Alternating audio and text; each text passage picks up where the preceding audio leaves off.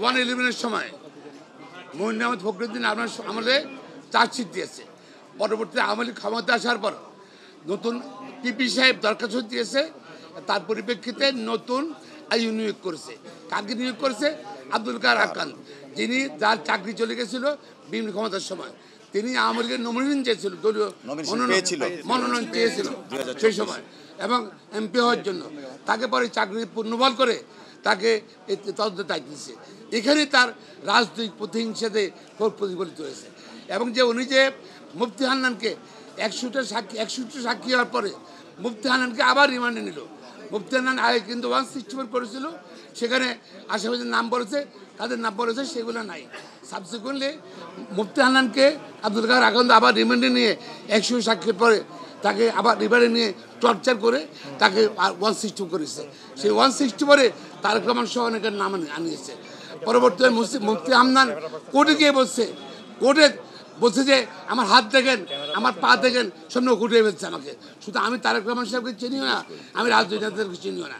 এবং সেটা প্রপারলি নেওয়া হয়নি, আইন অনুযায়ী নেওয়ার সেটা নেওয়া হয় না। এছাড়াও আদালত, আমাদের সুপ্রিম কোর্ট, হাইকোর্ট ডিভিশন পর্যবেক্ষণ করতে 50,000 লোক ছিল, একজন সাক্ষীও বলে নাই যে ষড়যন্ত্র হচ্ছে সেই ষড়যন্ত্রকে প্রমাণিত করছে।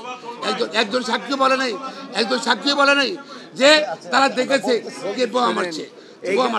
এবং সব কিছু বিবেচনা করে this a case of no evidence এবং কোনো সাক্ষী প্রমাণ আইনগতভাবে নেওয়া হয়নি।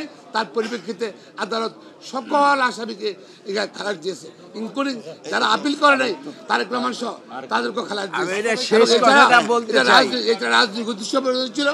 সরকার যেটা বলেছেন আমার সহকর্মীরা, সরকার রাজনৈতিক উদ্দেশ্যে এই মামলাটা নিয়েছিল এবং রাজনৈতিকভাবে এটা বিচার করেছে বলে আজকে আইন কানুন সাক্ষ্য আইন কোনো কিছু ফলো করে নেই। এই জন্য আদালত আমরা ন্যায় বিচার পেয়েছি। এই সরকারের মূল উদ্দেশ্য ছিল দুইটা, একটা ছিল তো রাজনৈতিক উদ্দেশ্য ছিলই, আর একটি ছিল জিয়া পরিবারকে রাজনীতির থেকে বিদায় করে দেওয়া। এবং সেই জন্য আপনারা জানেন যে বেগম খালেদা জিয়ার বিরুদ্ধে মিথ্যা মামলা দিয়ে তাকে মৃত্যুর মুখে ঠেলে দিয়েছিল। এবং পরবর্তীতে এই যে তারেক রহমানের বিরুদ্ধে 4টি চার্জশিটের পরে তাকে এই মামলার মধ্যে এনে তাকেও মৃত্যুদণ্ড দিয়ে শেষ করতে চেয়েছিল। অর্থাৎ জিয়া পরিবারকে রাজনীতি থেকে চিরবিদায়ের জন্য ছিল। এই সরকার ছিল প্রতিশোধ পরায়ণ এবং তারা এটাকে ব্যবহার করেছে অস্ত্র। এই যে 21শে আগস্ট গ্রেনেড হামলাটাকে তারা অস্ত্র হিসাবে ব্যবহার করে জিয়া পরিবারকে ধ্বংস করার তাদের হীন এবং এই চক্রান্তের ফলে ছিল আজকে। এবং সেটা আদালত বুঝতে পেরেছে, আদালত বুঝতে পেরে এই জাজমেন্টটি দিয়েছে। সেটা কোনো আইন এই কারণে কি বলতে চাচ্ছিলেন?